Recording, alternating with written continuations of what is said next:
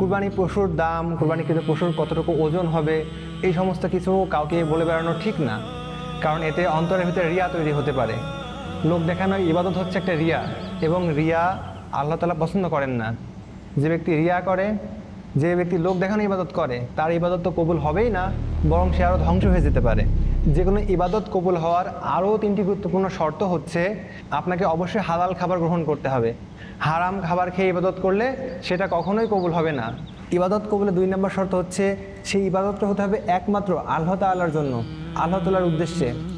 সেই ইবাদতের ভিতরে কোনো রকম লৌকিকতা থাকবে না, কোনো রকম লোক দেখানোর জন্য ইবাদত করা যাবে না, তাহলে সেটা কবুল হবে না। এবং 3য় শর্ত হলো, ইবাদতটা হতে হবে রাসূল সাল্লাল্লাহু আলাইহি ওয়াসাল্লামের দেখানো তরিকা মোতাবেক। আপনি নিজস্ব কোনো সিস্টেমে ইবাদত করলে সেই ইবাদত আল্লাহর কাছে গ্রহণযোগ্য না। অবশ্যই কুরবানি দেওয়ার আগে এই 3টা বিষয় মাথায় রাখবেন। বাড়ি